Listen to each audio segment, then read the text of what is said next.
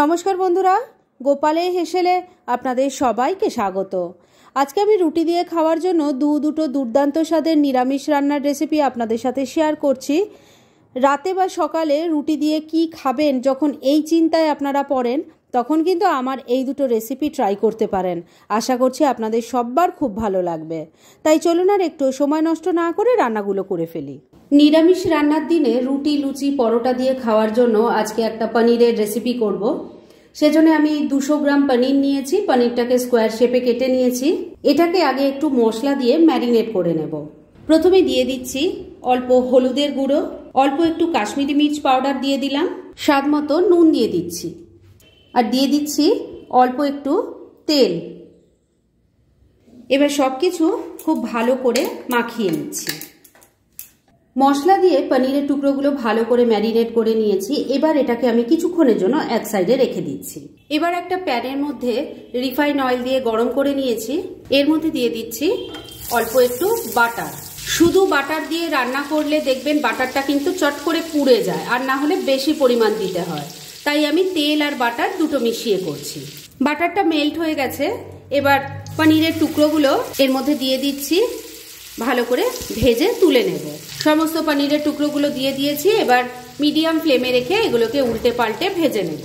সমস্ত পনিরের টুকরোগুলো উল্টে পাল্টে ভালো করে ভেজে নিয়ে তুলে নিয়েছি। এবার প্যানের মধ্যে যে তেল আছে তার মধ্যেই বাকি রান্নাটা করব। এর মধ্যে প্রথমেই দিয়ে দিচ্ছি অল্প গোটা জিরে, এর সাথে দিয়ে দিচ্ছি গোটা গরম মশলা। তার মধ্যে আছে 2-3টে এলাচ, 2-3টে লবঙ্গ আর একটা ছোট দারচিনি। ফোড়নটাকে একটু ভাজা ভাজা করে নিচ্ছি। বন্ধুরা, আপনারা আমার রেসিপি দেখার সাথে সাথে আমার ফেসবুক পেজ গোপালের হেসেল, তাতেও ভিজিট করতে পারেন। ডেসক্রিপশন বক্সে লিংক দেওয়া আছে। ফোড়নটা ভাজা ভাজা হয়ে গেছে। এবার এর মধ্যে দিয়ে দিচ্ছি আদা, টমেটো আর কাঁচা লঙ্কার পেস্ট। আমি 1/2 ইঞ্চি একটা আদা নিয়েছি, মিডিয়াম সাইজের একটা টমেটো আছে, আর 3টে কাঁচা লঙ্কা একসাথে বেটে পেস্ট বানিয়ে নিয়েছি, দিয়ে দিলাম। এর সাথে দিয়ে দেব একটা গুঁড়ো মশলার পেস্ট যেটা আমি বানিয়ে রেখেছি। এর মধ্যে আছে হলুদের গুঁড়ো, একটু লঙ্কার গুঁড়ো নিয়েছি, 1 চামচ জিরের গুঁড়ো আছে, আর অল্প একটু গরম মশলার গুঁড়ো। অল্প জল দিয়ে মিশিয়ে নিয়ে একটা পেস্ট বানিয়ে নিয়েছি, সেটা দিয়ে দিলাম। স্বাদ মতো নুন দিয়ে দিচ্ছি অল্প একটু চিনি। এবার ফ্লেমটাকে মিডিয়ামে রেখে সমস্ত কিছু মিশিয়ে নিয়ে মশলাটা খুব ভালো করে কষিয়ে নিচ্ছি। 2-3 মিনিট সময় নিয়ে মশলাটাকে খুব ভালো করে কষিয়ে নিয়েছি। এবার এর মধ্যে দিয়ে দিচ্ছি একটু ক্যাপসিকামের টুকরো, ভালো করে মিশিয়ে নিচ্ছি। ক্যাপসিকামের টুকরোটা মশলার সাথে ভালো করে মিশিয়ে নিয়েছি। এবার এর মধ্যে যাবে একটা মশলার পেস্ট। এর মধ্যে আছে 4 মগজ, পোস্ত আর কাজু বাদাম একসাথে বেটে নিয়েছি, সেটা দিয়ে দিচ্ছি। কাজু বাদাম এখানে আছে 6-7টা, 4 মগজ 1 চামচ আছে, পোস্ত 1 চামচ আছে। এবার ফ্লেমটাকে মিডিয়ামে রেখে এটাকেও খুব ভালো করে মিশিয়ে নিয়ে খুব ভালো করে আরেকবার কষিয়ে নেব। বন্ধুরা, অনলাইন শপিং আমরা এখন সারা বছর সবাই করি। তাই ঘরে বসেই যদি নামি দামি ব্র্যান্ডেড কোম্পানির চয়েসেবল জিনিস অবিশ্বাস্য কম দামে পেতে চান, তাহলে ডেসক্রিপশন বক্সে টেলিগ্রাম লিংক বলে একটা লিংক দেওয়া আছে, সেখান থেকে আপনারা ভিজিট করতে পারেন আর মনের মতো যাবতীয় জিনিসপত্র কিনে নিতে পারেন, সেটাও কিন্তু প্রচুর ডিসকাউন্টের সাথে। 3-4 মিনিট সময় নিয়ে মশলাটাকে খুব ভালো করে কষিয়ে নিয়েছি। এবার এর মধ্যে গ্রেভির জন্য জল দিয়ে দিচ্ছি। এই রান্নাটা খুব বেশি ঝোলঝোল হয় না, আবার একদম শুকনোও ভালো লাগবে না, তাই সেই বুঝে জলটা দেবেন। সবকিছু খুব ভালো করে মিশিয়ে নিয়েছি। এবার ফ্লেমটাকে লো আর মিডিয়ামের মাঝামাঝি রেখেছি। এই ফ্লেমেই ঢাকা দিয়ে 2-3 মিনিট রান্না করে নিচ্ছি। মিনিট 3 রান্নাটা হয়ে গেছে। এবার ঢাকা তুলছি।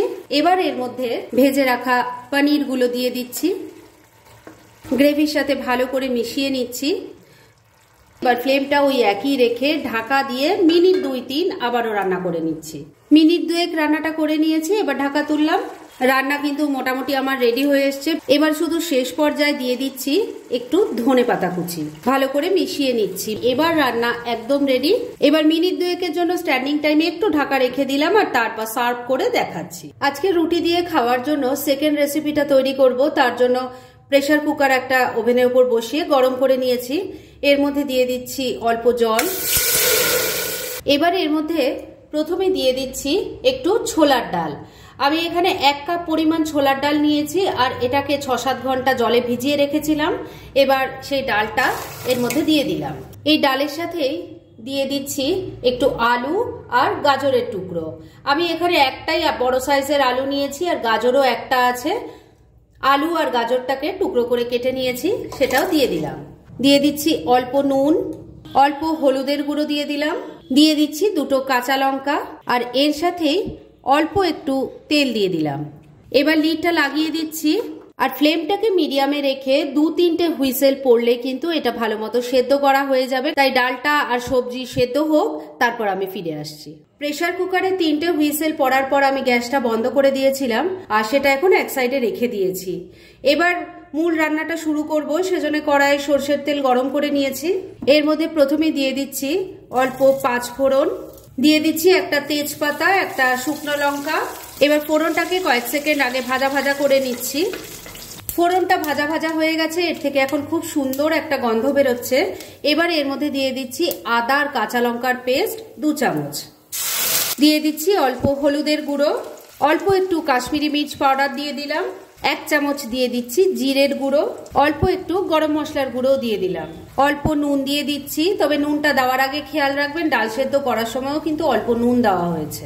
অল্প চিনি দিয়ে দিলাম, দিয়ে দিচ্ছি অল্প জল। এবার ফ্লেমটাকে মিডিয়ামে রেখে সমস্ত কিছু মিশিয়ে নিয়ে মশলাটা খুব ভালো করে কষিয়ে নিচ্ছি।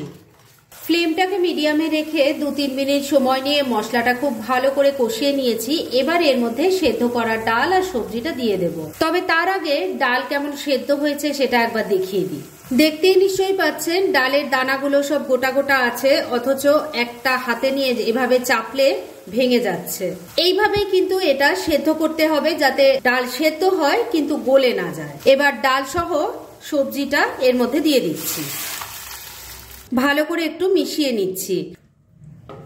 ভালো করে সমস্ত কিছু মিশিয়ে নিয়েছি। এবার ফ্লেমটাকে মিডিয়ামে রেখে 3-4 মিনিট ফুটিয়ে নিচ্ছি। মিনিট 4 রান্নাটা হয়ে গেছে। রান্না কিন্তু এবার মোটামুটি রেডি হয়ে এসেছে। এবার শুধু শেষ পর্যায়ে এর মধ্যে দিয়ে দেব একটু ধনেপাতা কুচি। আপনারা যদি ধনেপাতা পছন্দ না করেন তাহলে কিন্তু এখানে একটু ঘি ছড়িয়েও নামাতে পারেন। ভালো করে মিশিয়ে নিচ্ছি। ধনেপাতা কুচিটা ভালো করে মিশিয়ে নিয়েছি। রান্না এবার একদম রেডি। গ্যাসটা বন্ধ করে দিলাম। এবার মিনিট 2-এর জন্য এটাকে স্ট্যান্ডিং টাইমে একটু ঢাকা রেখে দিলাম আর তারপর 2টো রান্নাই একসাথে সার্ভ করে আপনাদের দেখাচ্ছি। ফ্রেন্ডস, আমার আজকের এই দুটো রান্নার রেসিপি একদম রেডি হয়ে গেছে এবং আমি সার্ভ করে দিয়েছি। রুটি দিয়ে খেতে কিন্তু এগুলো ভীষণ ভালো লাগবে। আগে যদি এভাবে না ট্রাই করে থাকেন, আমার রেসিপিটা দেখে একবার কিন্তু ট্রাই করতে পারেন। আশা করছি আপনাদেরও ভালোই লাগবে। আর এরম ধরনের অনেক ভালো ভালো নিরামিষ রান্নার রেসিপি আপনারা গোপালের হেসেল সার্চ করলেই পেয়ে যাবেন, যার মধ্যে থেকে কিছু কিছু আমি সাজেস্টেড বক্সেও দিয়ে দেব, সেখান থেকেও আপনারা দেখে নিতে পারেন। তাই গোপালের হেসেল অবশ্যই ভিজিট করুন।